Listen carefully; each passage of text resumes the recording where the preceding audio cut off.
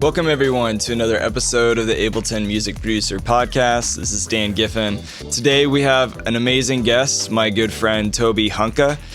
You may know him as Ableton Drummer. He is a guru for the playback world for drummers using Ableton Live. Today we're going to talk a lot about different ideas drummers can use or producers can use using Ableton Live's tools. We talk about favorite Ableton drum packs, other VSTs, new follow feature coming in Live 11, and how you can use that with performing and customizing live to follow you and the tempo that you're playing rather than you following Live's tempo. There's a lot of really good stuff in this episode. I'm excited to share with you. But before we get into the episode, I have a couple announcements. First of all, a huge shout out to Atom Audio. And if you're not familiar with Atom Audio, they make amazing studio monitors. So Atom Audio has developed a speaker for every studio budget all across the board, different sizes, with their latest being Atom Audio T8V. It has a large 8-inch woofer and specialized ribbon tweeter. The T8V boosts an industry-leading frequency range from 33 Hz to 25 kHz, allowing you to hear every detail in your mix, from your booming 808s to like your sizzling hi-hat bops. Yeah, so check it out, Atom Audio. They make great speakers for all different budgets. If you want more information about Atom Audio and if you're looking for some studio monitors, definitely check out the T8V and go to atom-audio.com. So it's adam-audio.com. Check it out. Big thanks to Atom Audio for supporting this episode. Also want to give a big shout out to my partners Melodics in sponsoring this podcast. If you're not familiar with Melodics yet, go to melodics.com. It's a desktop app you can download to your computer. You can plug in your Midi keyboard or your push-to controller and start practicing right away and grow your skills in the studio. And it's a great way to gamify practicing and have fun while doing it and just become a better player. So check it out. They have them for electronic drums. They have them for, say, the push-to or a lot of different MIDI controllers. So get a free trial. Go to melodics.com. If you want to subscribe and purchase a subscription, then use the discount code LPO-20 and save that piggy bank. Before we jump into today's episode real quick, I wanted to let you know I really have been wanting to foster more of a community. I feel like I'm a lot of times just talking at you guys. I get a lot of questions about Ableton Live, and I get a lot of people hitting me up and saying, hey, like, I'd love to connect with you more. And so I started a Discord community, and it's a great place for you and I to hang out, to get to know each other, to share memes, to post questions or new findings and articles that are happening in the world of music production, specifically with Ableton Live. Go to liveproducersonline.com/Discord, and you can click the button for a private link there and request to join the Discord community. Once you're in there, hit me up. My username is Dan the Man. Would love to get to know you. You'll meet other Ableton Live users, and I'm really just going to be investing in growing that community. So VIP members have to join my membership at liveproducersonline.com, and then you can access 24-hour support from me on all of your Ableton Live questions and track feedback and tons of other cool stuff. That's enough marketing for now. Just wanted to let you know. Check that out. Thanks, Atom Audio, Melodics, and check out this new Discord I just started, liveproducersonline.com/Discord. So today's episode with Tobi was awesome. He just released a guide talking about Live 11's new follower and how to adjust tempo and to really dial in playing live and having Ableton's tempo follow you. So check that out. Go to abletondrummer.com, see the blog section. It's called the Ableton Live Tempo Follower Guide. And now for today's episode with Tobi. Check it out. Yeah. Well, dude, thanks for joining the podcast, man. Thanks for having me. For all the people listening right now, if you don't know who this guy is, Tobi Hunke, he's a musician, Ableton instructor, founder of AbletonDrummer.com. Go check that out.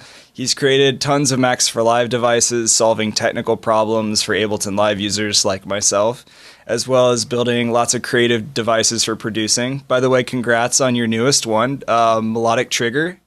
Yes, Melody Trigger, yes. Yeah, I saw you posted a video of you just banging on some electronic drums and creating melodies, and it was really dope. Sounded cool. Thanks. Yeah. But yeah, we met, as we were saying earlier before we started recording, we met at Loop 2019. We just like sat down at a random cafe because there was really nowhere to sit, and like we were just waiting in between workshops and for things to start because we got there early. And we were just chilling and smoking and just talking about random nerdy stuff. And I was like, this guy really knows what he's talking about. Like, he really knows what he's talking about. And then I checked out your website and I was like, oh, damn. And I ended up using your SPD SX Max for Live device for several of my shows throughout. Nice, cool. Yeah, over the years since we first met. And it's been really helpful. Just being able to... yeah, we can nerd out. We'll nerd out in a second. I'm not going to go into that. but yeah, man, it's good to see you. It's good to hear your voice. And yeah, like let's just dive in and talk. Like, first of all, for people who don't know you, other than what I just already said, like tell us about yourself. Like, how did you get to where you are now? Big Well, question, isn't it? it's about 40 years ago.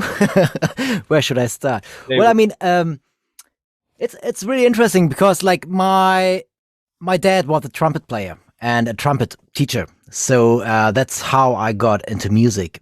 And so with 6 years, I started playing trumpet. Then I started playing drums, and then I started playing piano. And then I had a phase where like I quit school. I had a punk rock phase like when I was 14, 15. Same. And started playing in bands, and just started to play in semi-professional bands, touring Europe, and just doing the DIY circuit really all over Europe. And then I decided to actually ask myself, what do I want to do for a career? And I wanted to study music, and at this point, because universities and actually the courses in Germany there weren't that many courses to do. So I went to England, to Bristol, to study there. Stayed there for 4 years. Fall in love with electronic music, especially drum and bass, and started to use Ableton Live. Since then I'm using Ableton Live, and then followed this path and started to program Max for Live devices about 5 years ago. And now kind of doing that as a full-time thing, teaching people online, doing tutorials, releasing Max for Live devices. That's the show. Yeah. How's that been the last year? It's been a weird year for everybody. Like with COVID, staying pretty busy with doing support and stuff, even though people aren't playing a lot of live shows. Like, good. That's awesome. Yeah. Yeah, I mean, how was the year for you? I mean, what were the good things which happened to you through the pandemic? It's actually really weird. Like my project Philia, I've probably played more shows in 2020 than I did before. Like, and most of it was live streams, obviously, but I feel like with the live streaming game, I just kind of went all in with that and did more live streams, and it's been weird. I feel like it was a big fat reset button for everything I do. Just like reevaluating, like, what am I doing with my life kind of thing, you know? Exactly. And how can I move forward, and what do I want to be doing versus what I have been doing? So yeah, I mean, in that respect, it actually was a pretty good year. And I know it's been pretty tough for most people, so I feel bad saying that, but it was 2020 was not great, but it wasn't the worst it could have been. So, and I'm healthy, been taking my vitamins, drinking a lot of water, you know, smoking less. No, I'm just kidding. Yeah, because I'm smoking cigarette. I'm actually smoking much more. It's like definitely gonna kill me. It's just like because it's perfect because like you can't do much else than walking at the moment. So we're in lockdown in Germany since I think the 16th of December, like second full lockdown.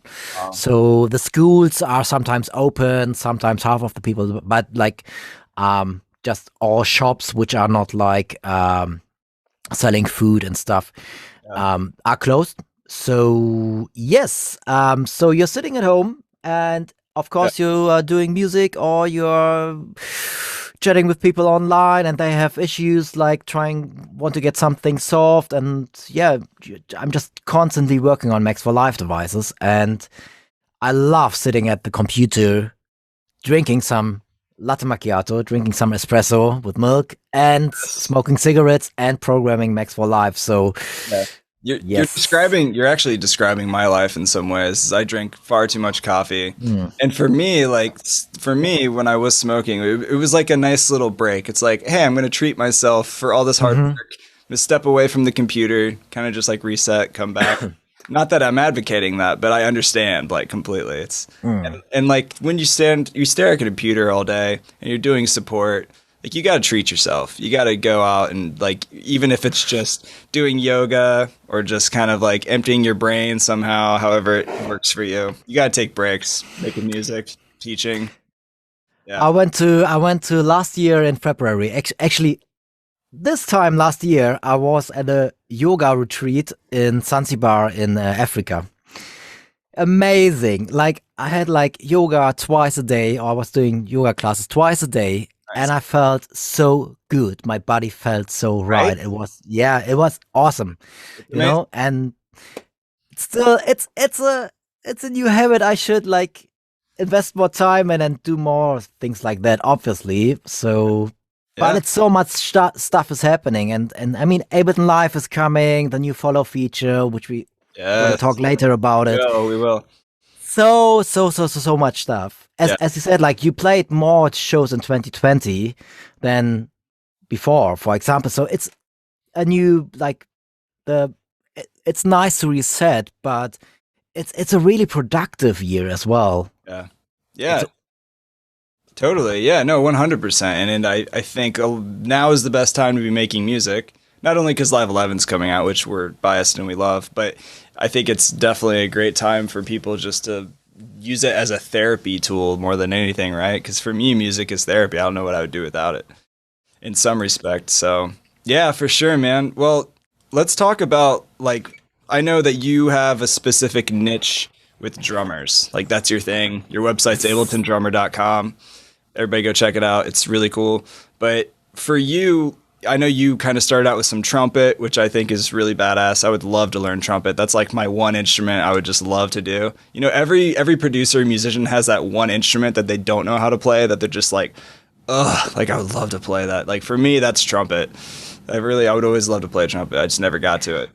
But for people that are drummers, you know, why is Ableton Live the move? Like what makes Ableton Live the move as a DAW, if somebody's choosing a DAW as a drummer? Good question. Very good question. Well, to be honest, it really depends on what you want to do, because like if you're going to use drum VSTs, for example, you still have some issues, even in Ableton 11, the choke function on the cymbals, aftertouch, etc. It's nearly there. I couldn't solve it yet with the 11 beta, but I have an idea. But there are a few things where you have to be honest to say, like, well, if you really want to do those things, maybe this might be not the right DAW for you. But of course, for me, because Max for Live, using velocity, you're playing velocity on the drums, which is like how hard or how loud you hit a drum.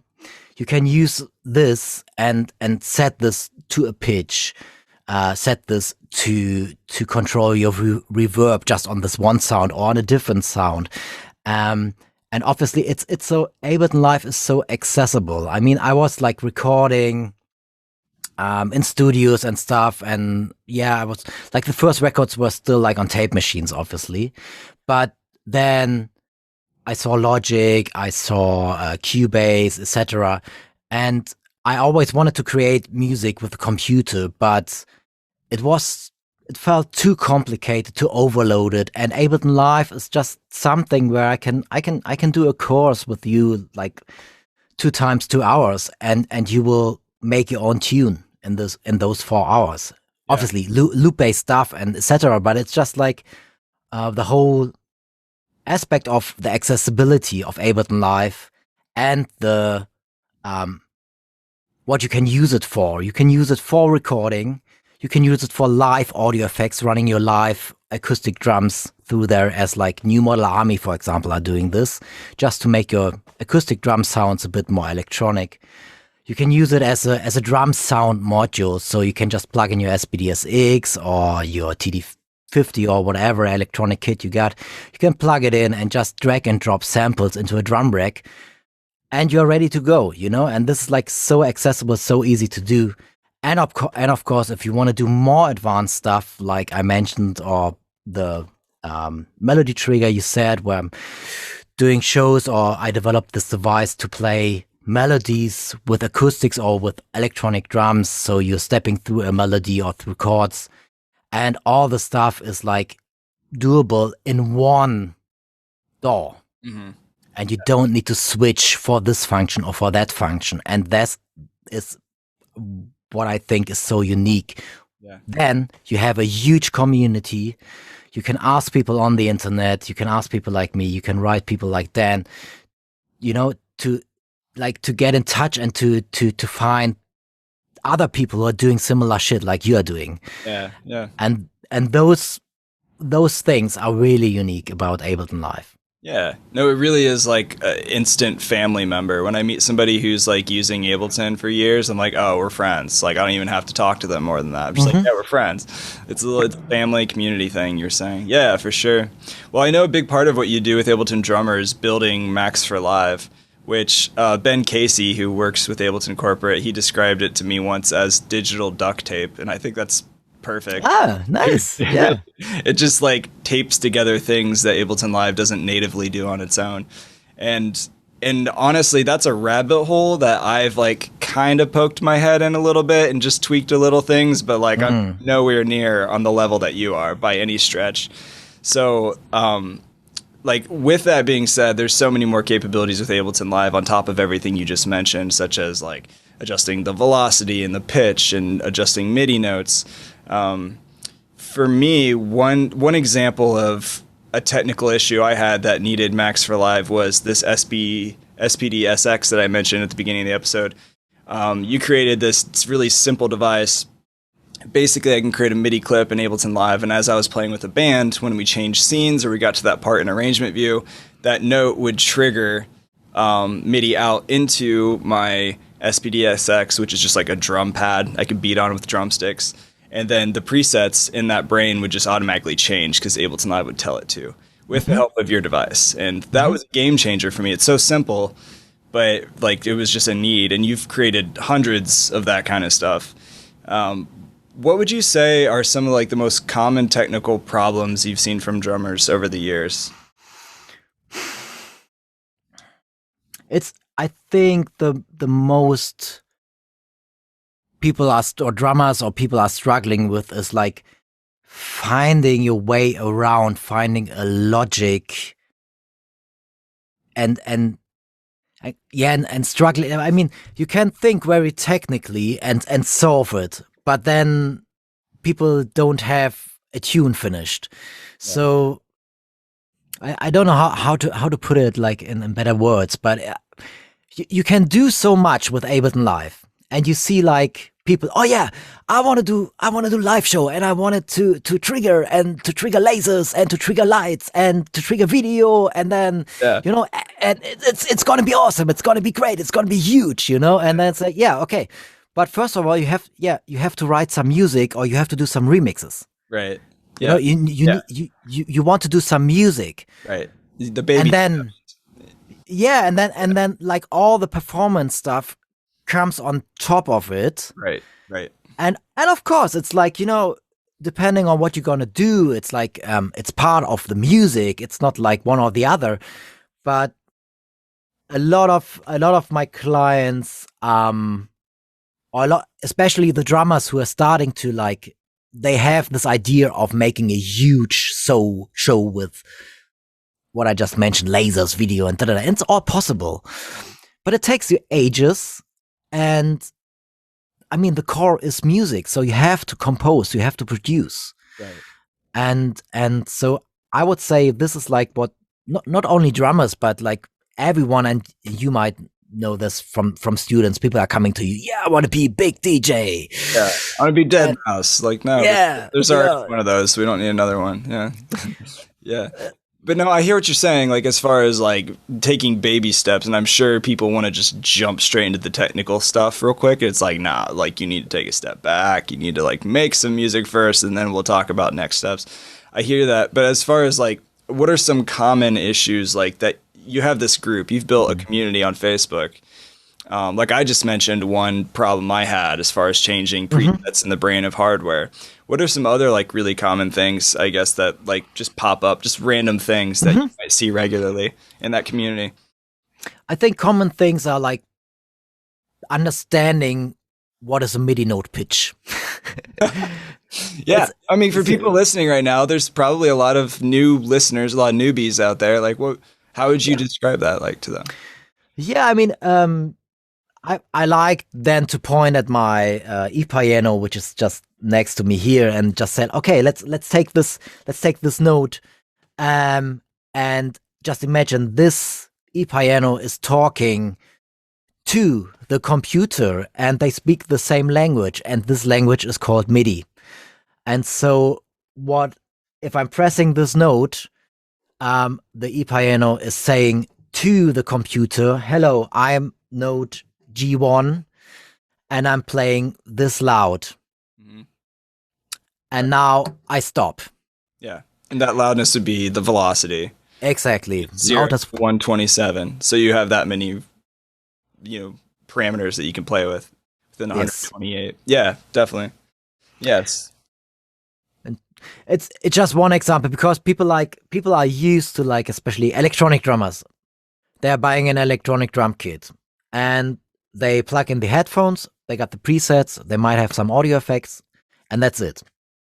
And then they said, I want to do more than only like playing those sounds. I want to play sounds in Ableton Live. And then, okay, you connect it via USB, MIDI. And then, yeah, you need to know how to route it into the track.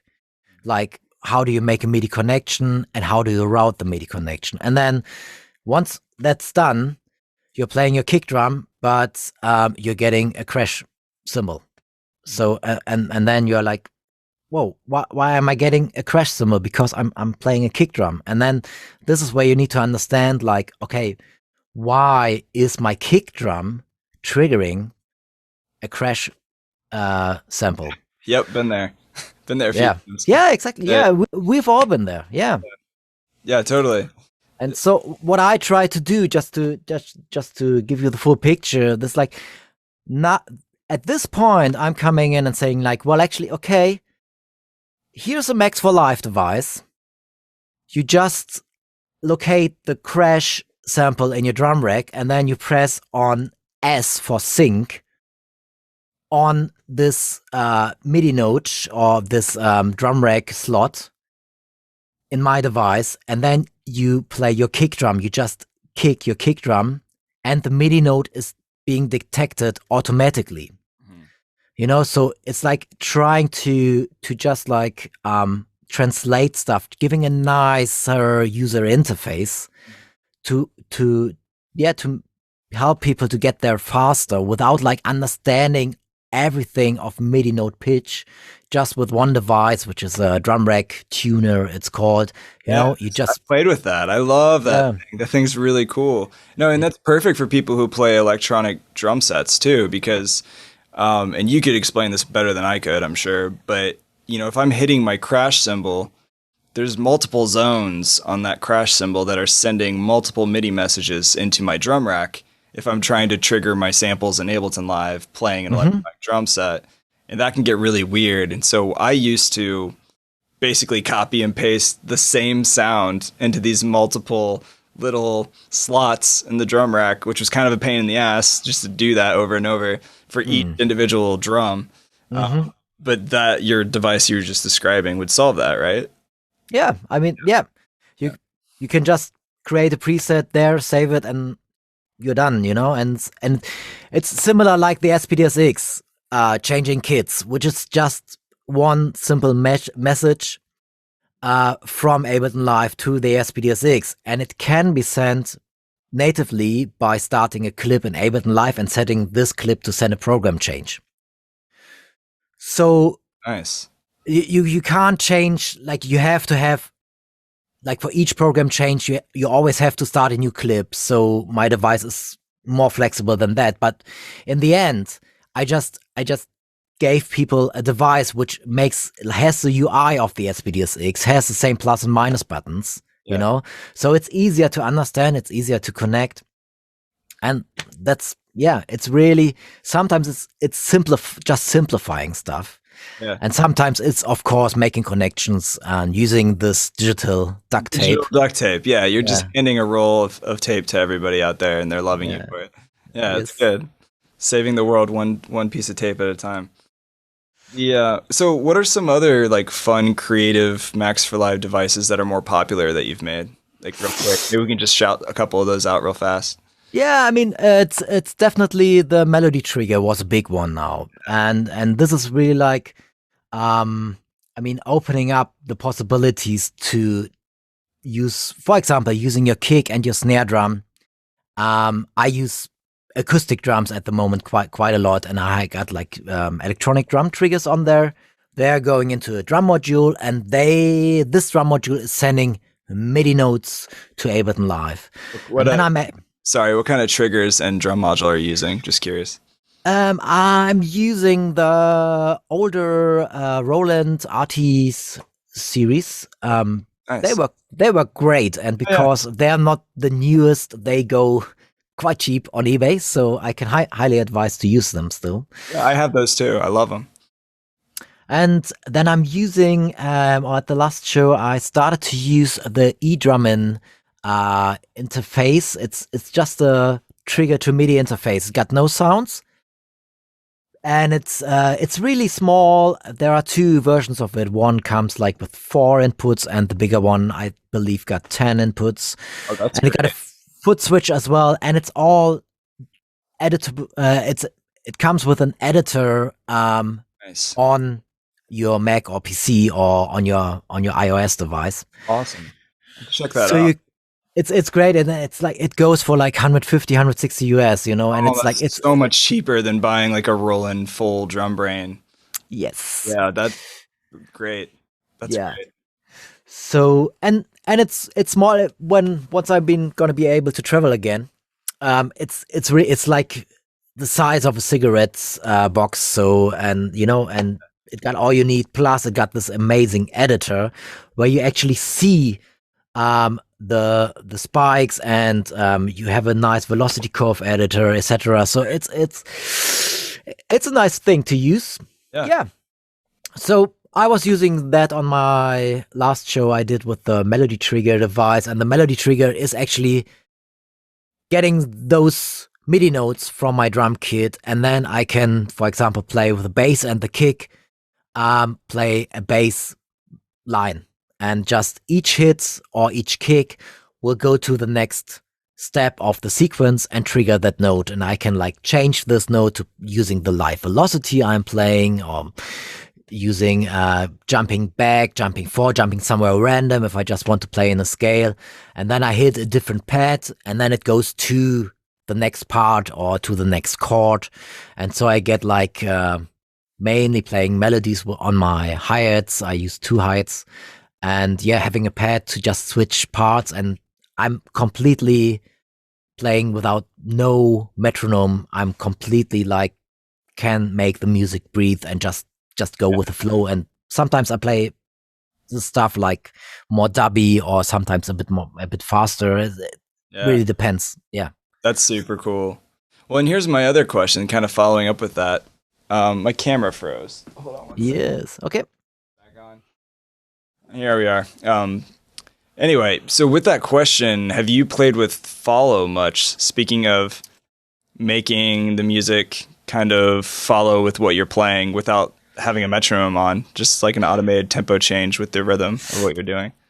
Yes, I have. I mean, I have the beta now for a couple of months, and I was actually doing 2 interviews with Andrew, who is like the programmer behind Follow, and Amu, who is or was the product owner from Ableton for the new Follow feature. Cool. And I'm just about to finish like a guide a PDF guide for the whole tempo concepts. There are like dynamic tempo concepts for Ableton Live. So covering tap and covering phase nudge, and of course with a big with a lot of pages on the new tempo follow feature as well. So I tested it extensively. I'm gonna propose different setups options there, like not using only mic, but using like a drum module for sounds as well. Wow, and that's really cool. Yeah, that's amazing. So with Follow X right now, we've been testing it in beta as like a input for audio. Yes.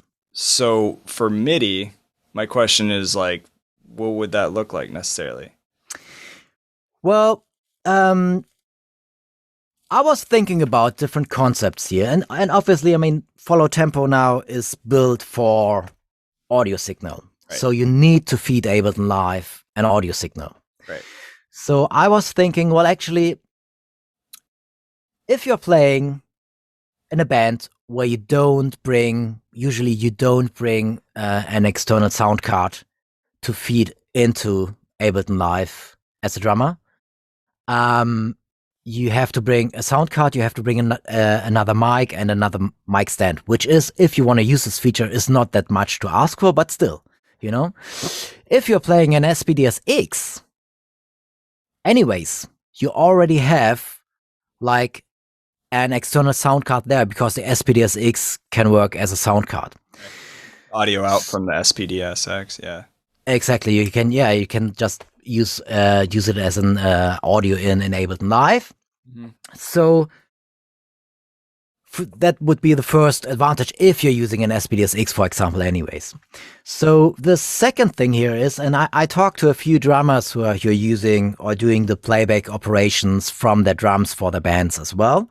So Ableton is next to them. So the follow feature is very interesting for them. Yeah. And they have the control over Ableton Live anyways. But, and this will hopefully change, but people are really scared about like setting up a mic on stage and getting a lot of crosstalks from the basses, for example. Yeah. And just that was my first thought. That was my first thought, is how I would, and my workaround is, well, maybe I would just put it on my snare. You know, maybe I would only just have a snare mic feeding that second snare mic. But like, I haven't done a ton of testing with that, and you know, stages are still really loud. You know, it could pick up other stuff. So, yeah, I'm real curious to hear your thoughts on a workaround with that. Yeah, and or MIDI. Yeah. Well, first of all, I have to say, and my testing proved that Ableton, or what I got from this interview with Andrew and Emu, it has a built-in threshold. It's listening to dynamic drum sounds, and it's mainly listening to drum sounds, not cymbals, and kick and snare is like what you're gonna play in like a normal rock 4 to the floor, or let's just a 4/4 time signature. So you know, so it will work, sure, to some extent, of course, but I mean, you need to trust it, and even if you just have one glitch, you know, you're not gonna trust it. No. So just imagine you're setting up a show and you're really in a hurry and you're gonna use this mic, and you just, for some reason, the mic stand is not like fixed right or something, and this mic is like going somewhere else. You know, it's the bassist is drunk and he trips over the mic stand, and it's just like your tempo goes whack, and next thing you know, you're like at like, you know, 172 BPM or yeah, it won't do that. It's not what we come to that, but still, yeah, there is some insecurity. So my thought was, well, actually, if you just got an SPDS-X there anyways, but you're using sounds from Ableton Live for your drum sounds, but you just use it as a MIDI controller, you could actually just use triggers on your kick and snare, go into the SPDS-X, and then use internal sounds from the SPDS-X kick and snare, and just send those to Ableton Live just for the follow feature. You're not going to use those sounds for sending them to the front of house. Just use them to feed. Yeah, that's a great idea. Sorted. Kick and snare, sorted. That's the only input follow's gonna get. Sorted. Right. And every time it's gonna be the same levels, no threshold, no crosstalks, and safe. Yeah, no, I mean, I think follow is a brilliant feature that obviously, it's still been in beta. I'm sure they'll upgrade it and roll it out and do all kinds of new updates as they go to like 11.1 and the future. Beta is always that little testing ground thing. But I'm excited. I actually routed a video of a street drummer playing just random polyrhythms, a YouTube video using Soundflower into Ableton Live using follow, and I was impressed. I was really impressed with how well it worked. Yeah.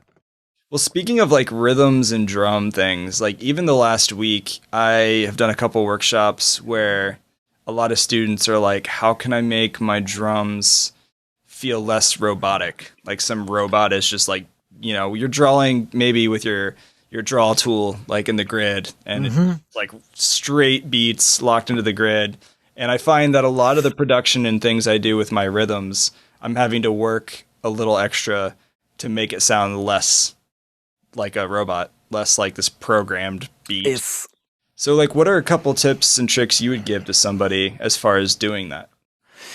Obviously, is it probability of the velocity in Ableton Live? Yes. Which you can, just like what you had to do, like manually with like changing the hi-hat so that it's not going to sound too static, like 8 or 16th note on the hi-hat. You can just have probability or the velocity range. I meant the velocity range, exactly, yeah. And then, probability would be the next, like for little ghost notes, etc. Yeah. Just put notes in between. That's new in Live 11, the probability. Exactly. Who doesn't know? Yeah.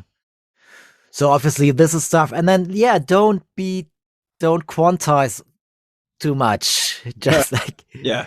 So the quantize settings is really helpful too, because you can adjust the amount. And I usually set mine to like 85 or 90. Because I'd like to think I'm not the worst drummer. Maybe I'm biased, but when I'm finger drumming or programming that way, I always kind of like tighten it a little bit, but not too much. But yeah. I mean, I think that's like the most, or the main things. Like don't think too static. Don't like find something which is like maybe play on a table if you don't have any finger drumming inputs like a machine or a push two or something. Yeah. Just play something on your table, record it, and then just convert the audio to Midi, for example. And I've never actually tried that, but that would work. Yeah. Just right click that clip. What about groove pools? Have you made any Max for Live devices that mess with grooves at all? I don't know what that would look like, to be honest. I'm just curious. Interesting idea. No, I haven't. And to be honest, I never used the groove pool. Really? Never. He's a good man. I don't think I've produced a track last year without it. I don't know where my life would be if I didn't have groove pools. Okay.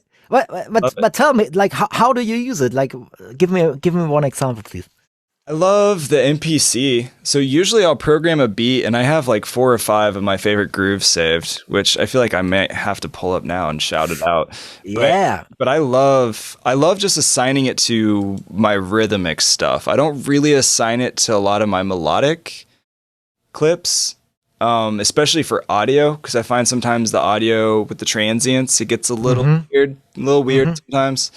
But specifically, if I'm producing a song, a lot of times I start with the rhythm. So then if I'm playing the melody, usually I'll have the melody kind of follow what's already grooving with the clips that are assigned to the groove pool, if that makes sense. Yes. But I really like the MPC stuff. So the swing MPC double up 16ths is probably my number one. I use that groove a lot.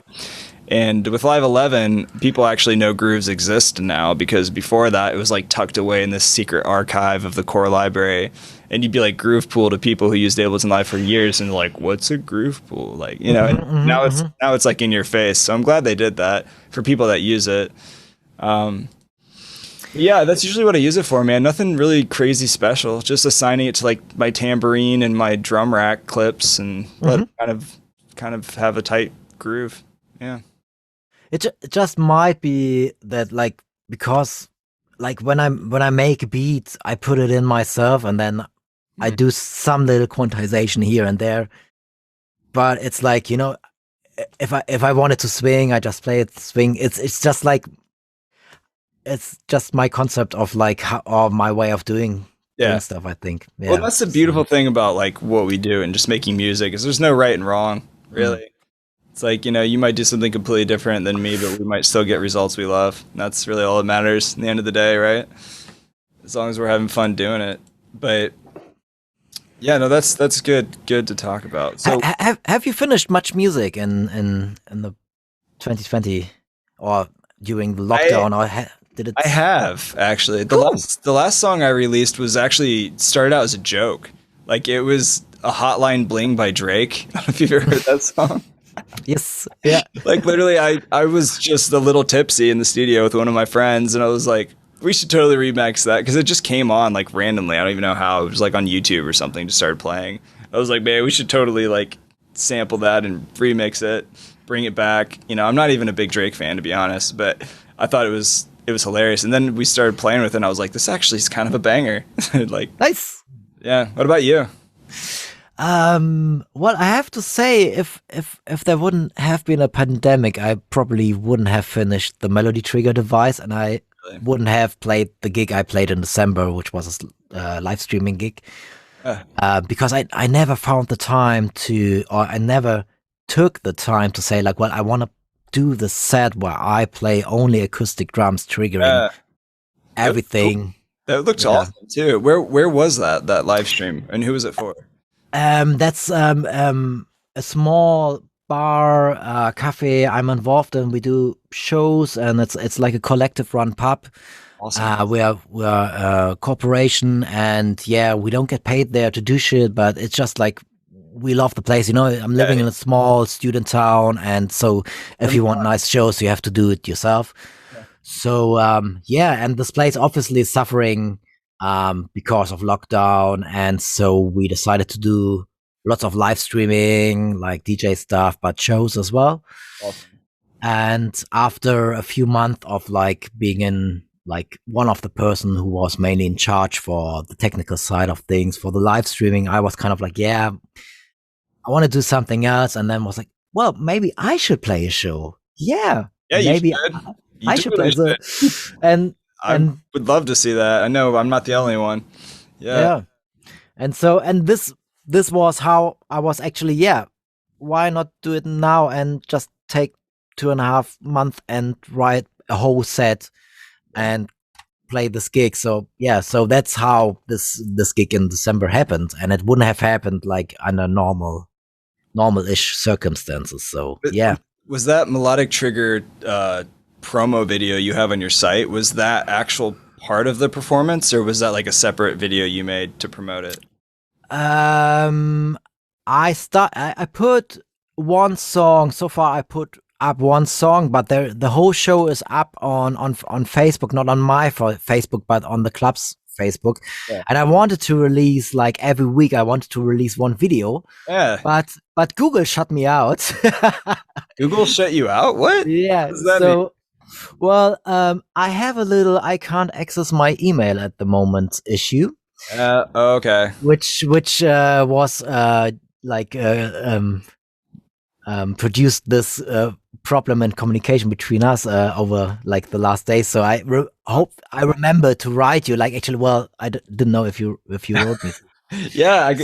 That's wild, man. It's crazy. They just said like, there is some suspicious behavior, and this account is shut now. So I got my password, I got my verification email. Everything is fine, you know, and then you get to a dialogue where it's asking you to put in a phone number so that they can send you a code. And then as soon as I put in the phone number, it says like, oh, this number has been used too often for verification already. Wow. So they're gonna send you an envelope saying we need a blood DNA sample just to approve your Google account. You know, to be honest, I would do it. I need to access this account. It's like, it's crazy. Don't do it, Toby. Don't give him your DNA. Well, mate, seriously. It's like, it's a big issue. I mean, I'm kind of over it already, but it looks like that's so annoying. It's a good chance that I'm gonna lose my email contacts. It's a good chance that I'm gonna lose my YouTube channel. You contacted their support? Like, have you? Yes. Oh, damn. 4 chats already. Hours. All right, man. Let's get all the Ableton certified trainers together, and we'll just like storm Google, and we'll on your behalf, and be like, well, seriously, we want it back now. You know, if someone is listening here and has an idea. Yeah. Please, or has like knows someone who's like working at the like technical team on Google, please get in touch. Hey, it's totally possible, man. It's a weird situation because like I've talked to the support, like chatted with the support 4 times, like for hours. And they like, it always says like in the end they're saying, yeah, we're sorry, you need to, well, you just please keep trying. That's the worst, man. That's the worst. Yeah.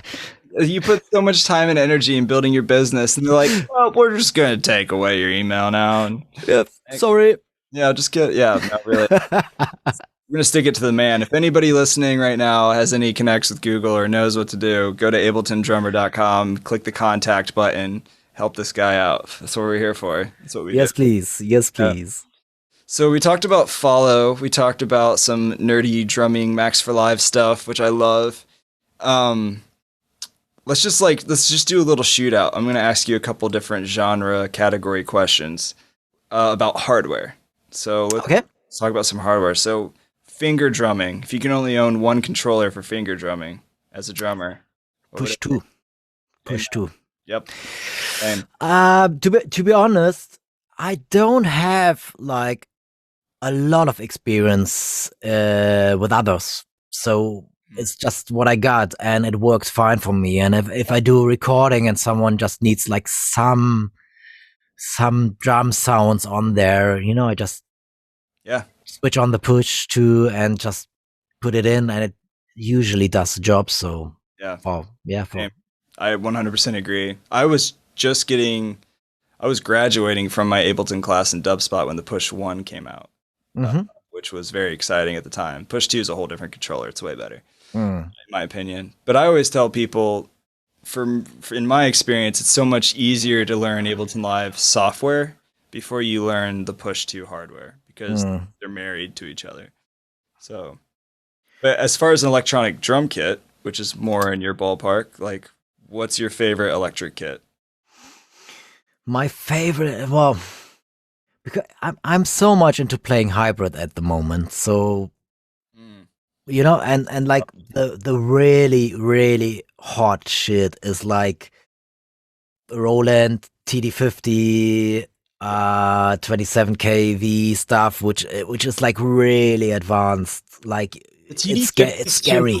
It's too much for me, man. The TD50, like, I'm never gonna use everything in that brain. The brain that brain is way smarter than my brain will ever be. It's too much. Like I feel like there's almost too many options where you get lost in the sauce for me.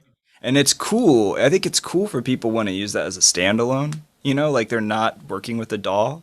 Like billions of options for them in there, and it's expensive. But I have the TD30, which might even still be too much. I've had that for a while. I bought it half broken, so half of it works, but I love it. It's a great thing for electric drums as a brain. Yeah, I mean, it's always like, because you don't, if you're using Ableton Live, or if you're using like drum VSTs or something, you just don't need the whole sound side of the module. Well, it might be different if you play like really detailed live drumming stuff, then because the latency is much better if you have the samples on the drum module, obviously. And it's more accurate because it's always the same latency, which the latency on computers like can change just a little bit because the computer prioritizes different processes over another each time. No, I would love to talk about latency actually in a second. if you don't mind. Okay, yeah, cool. I use the the TM6 Pro because of what you said, because you can import the sounds into the brain and then run that audio, and you don't have to worry about latency and stuff like that. And you got 6 separate outs. You have 6 inputs, and I don't know if there's 6 separate outs, but I think there's. I think so. Yeah, I think it's right. No, you're right. There is. Yeah, it's like 2 master and 4 separate, so you can use it as as an audio out for your playback stuff, for example, as well. So yeah, I haven't really gone that deep. Clearly, you know more about it than I do, and I own it. So, but I love it. It's a great controller. I use it just to trigger samples from my drum kit live. Send that out front of house. Nice. With the drum triggers. All right. So you mentioned drum VSTs while we're shooting out all these different things.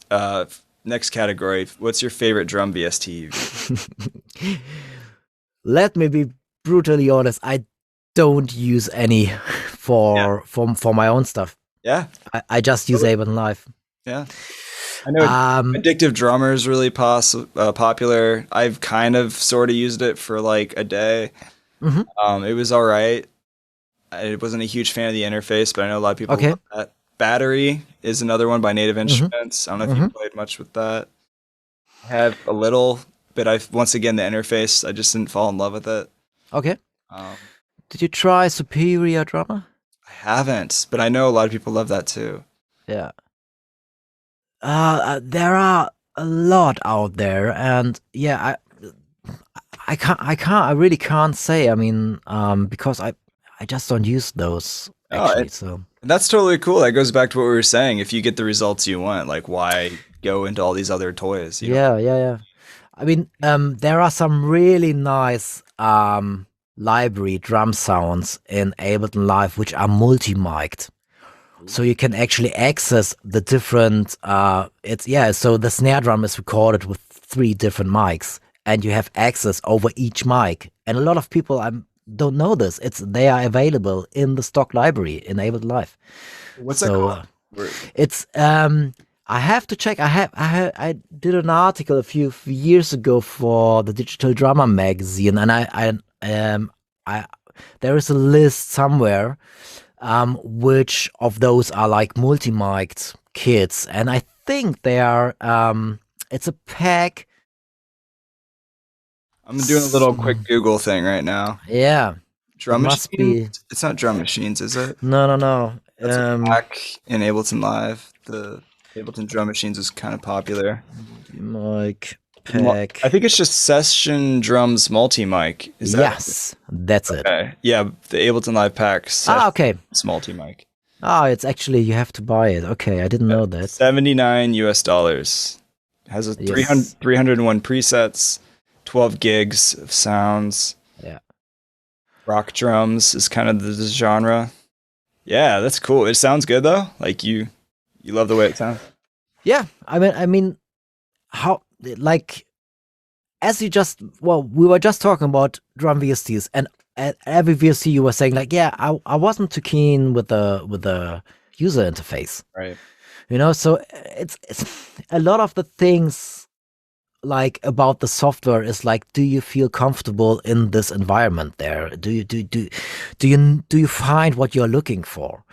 And as we both are like Ableton Live geeks for years now, obviously, like if there is something in this format, it's just much more accessible to us, even if it might be not as good, and even if there aren't some functions available there, like the cymbal choke, for example, and stuff like that. Yeah. There's always going to be a tendency for us to use stuff which is in the format we know. Right. Yeah, for sure. No, there's a huge advantage to that. There's also a huge advantage from the standpoint of it being friendly with your CPU. Your computer's not going to cry if you're running heavy, fat VST, especially in a live scenario. Yes. Keeping your computer happy and not sweating is always a win. Any other packs that you've liked, that you've used while we're talking about packs you want to shout out? Definitely the... Maybe? Sorry? Or even ones that you've made, yeah. There's I did an interview with KJ Safgar Yeah. Kevin. I've seen him play live a few times. Yes. About his, it might be like 1.5 years ago. He released another pack. He got 2 Ableton Live Packs. One is free, Mad Beats, and he released one, Matter Beats. And it's just, if you're into like banging in your face, like electronic music drum sounds, give it a try. There is like a free taster version of it. And yeah, I mean, it always depends on the genre. So, but it's like really, really highly processed, in your face banging sounds. That was Mad Beats by KJ Saka. You were saying That was the first one is Mad Beats, which is free if I'm right. Yeah. And yeah, it's free. yeah, and the second one, which is the newer one, is called Matter, like Madder. Matter Beats. Okay, nice. Yeah, I'm checking this out right now. And this one goes for $40 or something. I don't know. Yeah, it's also on Splice too. It's 47 Nice. US dollars. Mm-hmm. Yeah, that looks pretty cool. Like the picture for the pack is him in just like some nice studio with a ridiculous amount of mics on a drum set. He's just Yeah. And it's nice presets as well. And here again, if you're using Ableton Live already, you got some macro controls. You like, it's like you can all do it with the push or with the controller, etc. So it's like it locks into the system you might know already. Yeah. And it's so really nice if you just need a few banging in your face sounds. Everybody loves that though. Who doesn't like big, fat, thick drums? Yeah. That's But this is like not like stuff like we talked before, like Superior Drummer, like trying to get the sound of acoustic drum sets. This is like more like very processed. EDM drum samples. Right. Some really big boots and cats rhythm. Yes, exactly. Yeah. All right. So I got 2 more questions for you. Yes, please. But most importantly, I wanted to know about your latency issues, because I feel like that's something I hear all the time of people like, I'm having a problem with my latency. And, they're like, I don't know why I'm running, 12 VSTs and trying to play MIDI real time. It's like, well, buffer, number 1, change your buffer, make it lower. 128 is kind of where I live. But any other workarounds or things that you have found to help reduce latency? I'm sure anybody playing electronic drums or even just kind of MIDI instrument or controller, like what are some tips and takeaways you can give people? Well, I mean, a few people are trying out the new M1 Apple stuff. I got mine today. Yay! I haven't set it up, so I'm not using it right now, but it's in a box. I have to. Yeah. I'm very excited. Yeah. The Mac Mini or the? Yes, the Mac Mini. Yeah. Mac Mini. Yeah. So, and it's just like, it looks like in the near future, latency is not going to be an issue for us anymore. It feels like, and I'm not sure, I haven't tried, etc. But I saw some values from people, and they were like crazy, like unbelievably, like Really? like 0 dot milliseconds delay. So it's like kind of like can't be true. So if Ableton is optimized, if the VSTs are optimized, which might take a few years, I'm not sure how this all works. It's like all too in a language techie thingy I don't really understand, but it looks like some big steps are happening here. That's exciting. That's so exciting. Yeah, I mean, I feel like a lot of software companies right now, or most of the ones I use, have already caught up. They're already updated for it. There's a couple out there for sure that are still trying to update, but yeah. So that's like, I mean, that's always like the limitation you need to be aware of. Like, what is your system capable to do? And you have to think into those limits. And obviously, if you're going to use 12 VSTs live, it's kind of like, well, sorry, but like, why? Yeah. Right. If you're playing like 5 songs and you got like 10 VSTs, like, You need it's to not your life. Yeah. something like in like how you're going along. I would like highly advise to people to say like, well, yeah, you're using this VST to play 3 samples. Well, just record those samples and chuck those into a drum rack. Yeah. You know, Yeah. chuck. So I did this. Or a sampler, right? Sorry. Is it or a sampler? Yeah. Yeah. Yeah. Exactly. Yeah. I mean, Plays keys. You could just sample that whole preset patch, put it in a sampler. yeah. I mean, yeah, resample stuff because it's just like obviously if a sample is sitting inside Ableton Live or is being triggered from inside Ableton Live, it's like much more CPU friendly than having like a second DAW or a second plugin just running for that, obviously. So yeah, try to make as much as you can inside of Ableton Live would be number one. So I had this with like do you know this 3P drum synthesizer from Klaviyo? Oh no. I'm checking it out though right now. So it's like it's a drum synthesizer with 3 sound engines and a reverb and a delay, and that's it. Okay. But it's a really nice Klaviyo Nord 3P. The Nord makes great stuff. Yeah. And it got great sounds. It's like really dynamic drum sounds. It's a drum synthesizer. The sound is like happening there. So for one tune, I wanted to play different pitches. So I needed to send the MIDI into Ableton Live, sending it into my melody trigger device, triggering a melody, sending the MIDI back to the Klaviyo. And the latency just didn't felt right. So I just said, okay, I just gonna resample those 10 notes. Yeah. Put them into Ableton Live, done, sorted. Yeah. Yes. What else latency wise? Well, I mean, play around with your audio and audio in and audio out. So for example, I wanted to use a microphone just to make some announcements during my show. And so I thought, yeah, I got a audio interface with audio in as well. So I'm just gonna use this one and route it out via a separate external out channel to the front of house or to the live stream sound engineer. And then I thought, like, as soon as I turned on the audio in, even if the numbers weren't changing for the latency out values, it even like changed the feeling of it. And it like at some point it was like it wasn't as quick and as stable as the latency. Like we're talking about like tiny micro settings feelings here. It's not measurable in like on the screen, but you feel it like that doesn't feel right. Yeah.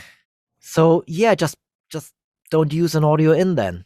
Just route it directly via the sound card internally, or just plug in the mic somewhere else.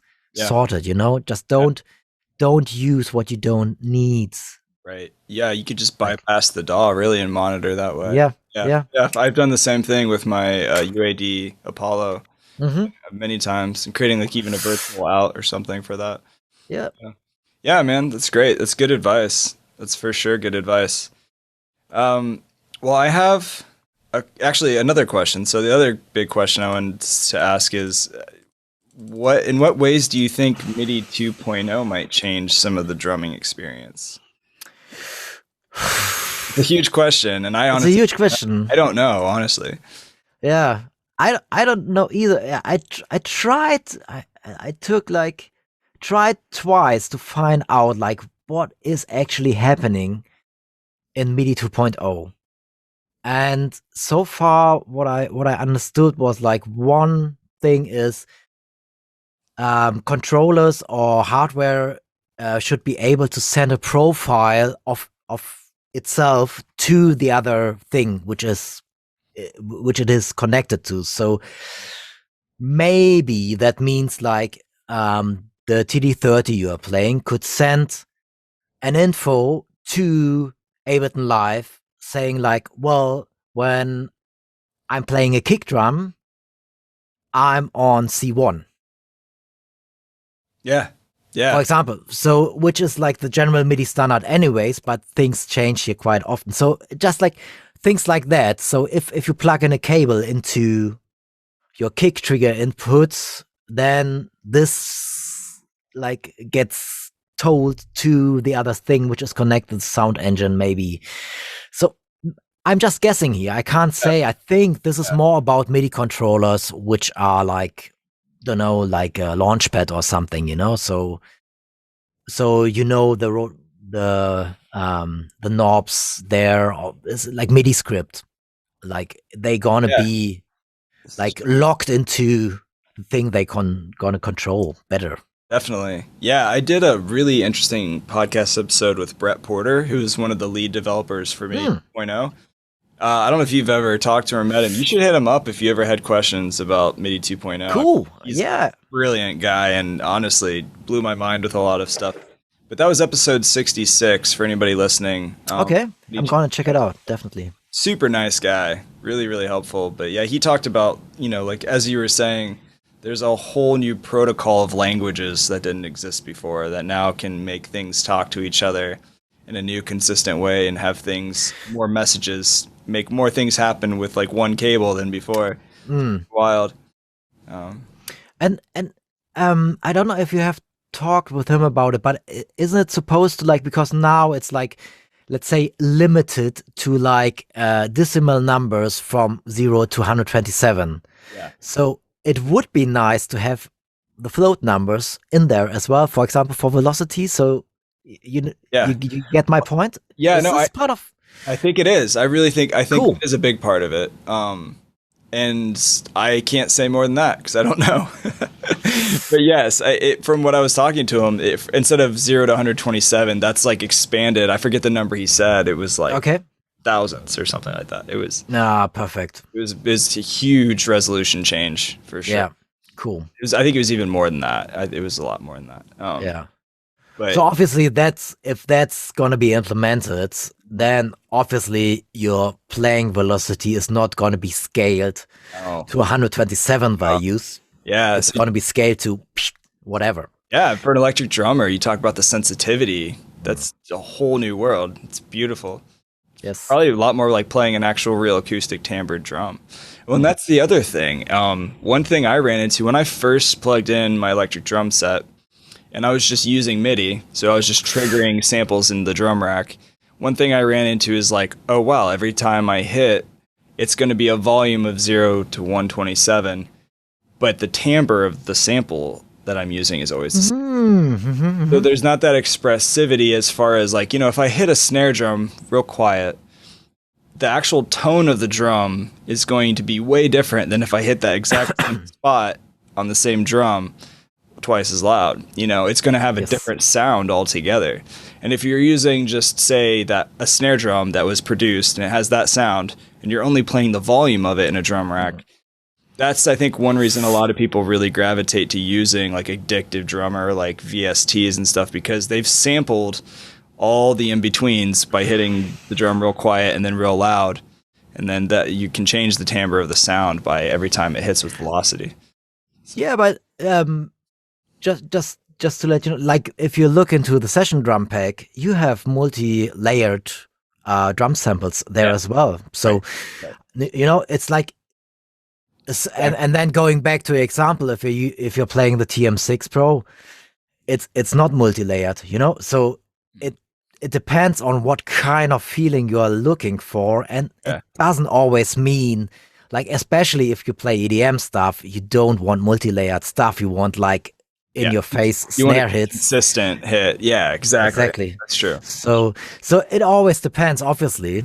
And the problem here is you need some sort of like positional sensing here.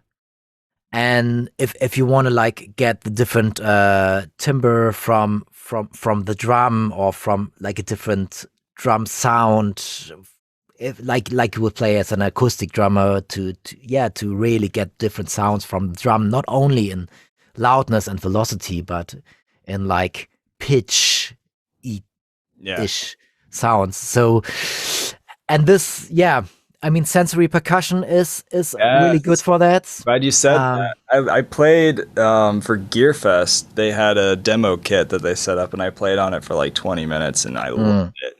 I didn't like the price tag, but I loved the actual instrument. It was amazing. yes. Yeah, I got a course on that as well. So how to Really? use sensory percussion with, yeah, I actually need to update it because they developed much more and they now have an audio plugin and a MIDI plugin for Ableton. So you don't actually, you Oh, use it really? as a, yeah, you use it as a VST actually inside of Ableton Live, and it makes the routing much more better and much more clearer. It's still some latency issues here if you play sounds, but if you just use the MIDI, so for people who don't know about it, the difference for with sensory percussion is that you get an positional sensing. It's not a trigger. It's like a sensor. It's a microphone, Yeah. and you train it to your drum it is connected to and how your drum is sounding. And it works with mesh heads pretty well as well. So you don't need to use an acoustic drum. You can use a mesh head and then just check it on there and then train it how your drum is sounding. And the software is analyzing like at which point you're playing, or if you're playing the rim with your tip or with the shaft, etc. Side stick, you can set up to 9 zones for a drum, and they are just sending different MIDI notes. So you could have different samples being triggered depending on where you hit your drum. And yeah, that's well, it's one of the things, like if you use it with Ableton Live, where yeah, if you combine stuff with Ableton Live. Yeah. Obviously, the Roland stuff with their own modules, they are doing this as well. But it's just if you plug it into Ableton Live, you just get a D1. You get always the same pitch, if no matter where you play. So maybe this could be something for MIDI 2.0. There might be some information maybe to grab, which you can take to alter the MIDI note. Or yeah, I'm not sure yet. Cool. Yeah, I love Roland. I'm trying to get them to sponsor the podcast. So if anybody's listening right now, yeah, we're big fans. That's great. Okay, so I started doing this new thing that I'm going to be doing for future podcast episodes. I started a Discord community which is free through a private link, which you should join, by the way. I don't know if you're on Discord or not. Would love to have you there. But basically, I'm just going to ask a question. Like, it'd be like, hey, I'm interviewing this person. And then several people will post questions for the interview. And so I had 2 questions that I chose for you on this episode. And somebody said, what is the best way to create MIDI notes in a clip and then save that MIDI clip to share with other users later? Right click and export as MIDI clip. It's easy. Done. Yeah. Done. And then you get a MIDI file, and if you are just sharing it with other Ableton Live users, perfect. If you open it in different DAWs, it might not be 100% accurate. For example, if you export stuff into MIDI and then open it in MuseScore, for example, which is a great notation software. It's freeware, runs on Mac, Linux, and Windows. So it's great for educators because your students can use it for free, and you can just like, when you're teaching drums, for example, you can say like bounce stuff back and forth. So if you're opening up stuff in there, it might look different, and you need to set the notes a little bit different, etc. But yeah, so Ableton is not giving out the best MIDI information here. Not standardized, or some smaller things are missing here. But if you're just using it with another Ableton Live user, it's perfect. Right click, export as MIDI clip, done. See, I'm glad you said that, because as I'm thinking right now, I haven't tried doing that. I mean, I've done that, but I haven't tried doing that with somebody who has a different version of Live than I've used. So Mike, yeah, I'm wondering if that is effective at all for somebody who's using, like, say, Live 9 instead. Nah. Well, I mean, the beauty with MIDI is you can download MIDI files which might have like 4 tracks. Right. and it got like instrumentation on there also already, which is saved in the MIDI clip.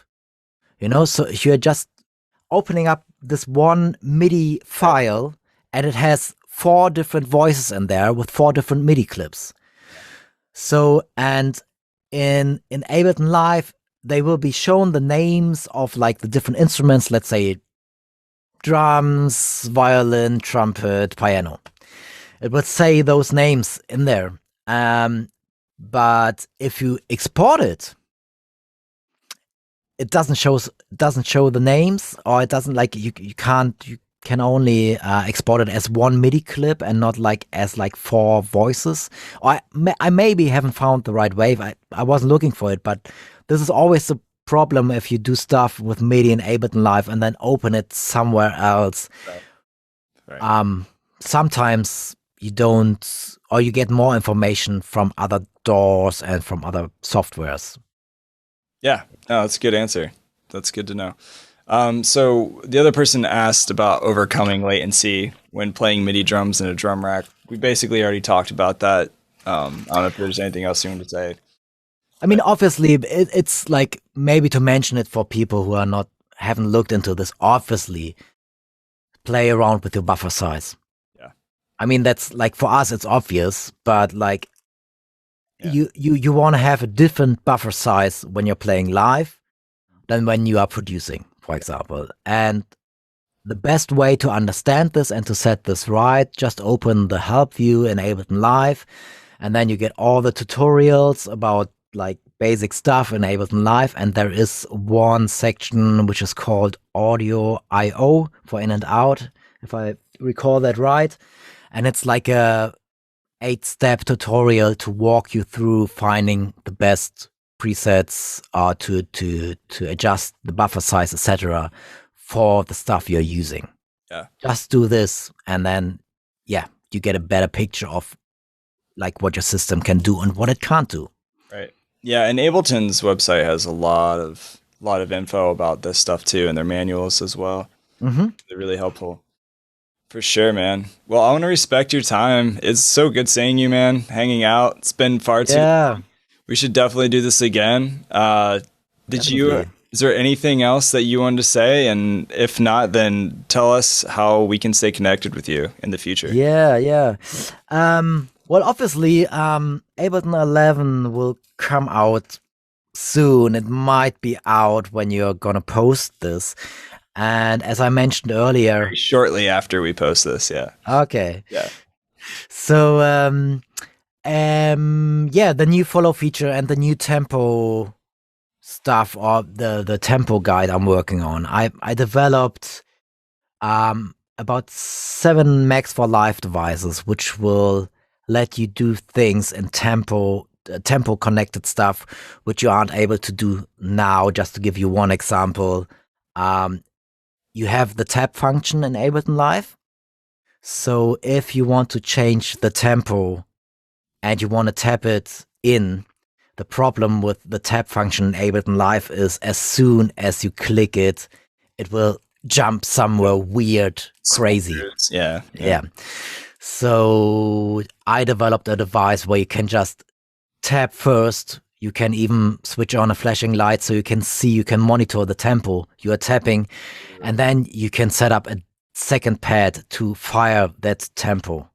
That's so beautiful. I would totally use that with DJing. 100%. Exactly. And so it's 7 devices all built around that, or phase nudge, for example. You can nudge the tempo down, for example, but as soon as you release, it goes back to the set tempo, which is set as BPM in your Ableton Live set. Yeah. So I made a Max for Live device which actually gonna stay on that tempo. Oh, beautiful. No, it's just little things. For the follow tempo device, I made a device which is actually, well, I have to go a bit deeper. If you use follow and if you use arrangement, you got a problem. Yeah. Because if you have song tempo automation set up in arrangement, and as soon as you switch on follow, the song tempo automation is broken. It's overwritten. Yep. So your whole set is not. So what you need to do is you need to click re-enable automation. So what I did is a device which automatically, if you turn off follow, it automatically re-enables that's automation. So nice. That's so nice. Yeah. Can you MIDI map follow? I assume you can. You can MIDI map follow, but in the device itself, you get a button which you can MIDI map or which you can link to a certain MIDI node, and you can. Another thing, if the transport isn't playing, follow is still active. Follow is still listening to what you're doing. So you make a drum roll maybe between songs during a break, and you will F up your tempo. Surprise! Yeah. So the device will you can automatically switch off if the transport isn't playing. So nice. Yeah, and that saves you from an extra button push or clicking your mouse. Exactly. And this will all come out, I hope, during next week with some tutorials, with about 20-page PDF tempo guide on different tempo concepts in Ableton Live, setup guide for the tempo follow feature, etc. So this is what I'm working on at the moment, and that's huge. I'm trying to get this solved. Yeah. And where can people download that? So this obviously is going to be posted on abletondrummer.com, where I post all my stuff. I have some smaller stuff which I sometimes don't write a blog post for because it's just a smaller device. I'm just You've got other things to do. You're busy. It's because we have this community on Facebook, Ableton Drummer, and sometimes people ask me is there a device which can do XYZ? And then it's I have a device which can do similar things, and then I just do a quick fix, and I just send it to this person and ask for a donation or something. So, and then sometimes I just put up stuff there to say well, here is the stuff. It would take me hours to develop write a manual, to do a tutorial, and sometimes this is just put it out and put it out for a donation or something. So I can't spend the time on hours on creating tutorials for that and always. So yeah, this is a really good place. We have one of the big names or well-known drummers from the people who are starting out, people who are playing the stuff or doing the stuff for years, big stages, etc. And the drum techs from the guys who are doing that are more active in this group, obviously. So come to Facebook and join the group and just post your questions there. And there are always people who are there for help and giving you a hand with stuff. So it's a great community, man. Every once in a while I'll pop my head in there and there's a lot of activity going on, and it's a great group. And especially even for anybody who does playback, I feel as a drummer, a lot of times the drummers are the playback engineers. They just, because people on stage are well, we'll just give him the laptop and let him hit play or whatever, and then they have to figure a lot of that out. So that's cool. It's not only drummers in there, it's just from a drumming perspective, and obviously there are people in there who are doing finger drumming or just have you just said have questions about playback stuff. So just come and join, and don't just join and post your tutorials in there. Check out my sick beats. Check it out. Yeah. I'm very strict about that. So no, you should be. Yeah. It's got to contribute somehow or ask questions. Yes. Yeah. Cool, man. Well, thank you so much for your time. It's always good seeing you. Always good hanging out. Let's do this again. I'm going to have this posted on Tuesday. So cool. We'll send that out for the world, and keep doing what you do. I'm excited to see that new Follow Max for Live device and all the other toys. Yeah, it's going to be a big tempo collection, something like that. So I will send out a newsletter when it's there. So sure. And I'll be posting some of that too in the private Discord community I just started. Nice. Yeah, cool. Spread the good news of Tobi. So yay.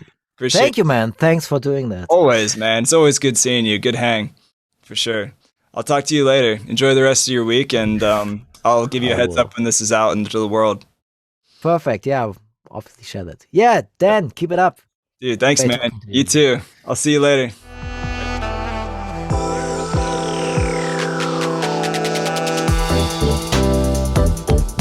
Hey, thanks again, everyone, for listening to the podcast. It means a lot. Wherever you're listening, please like, subscribe, comment, post, leave a review. Reviews are great. So if you're on Apple Podcasts, please leave a review. Would love that. Also, check out the Discord community I mentioned. If you go to liveproducersonline.com/Discord, join the community, share your tracks, ask questions, get help when you need it with Ableton Live questions, and grow your skills. We'll be doing live streaming in there as well to build the community. So check that out. Thanks again, and I will see you guys next time.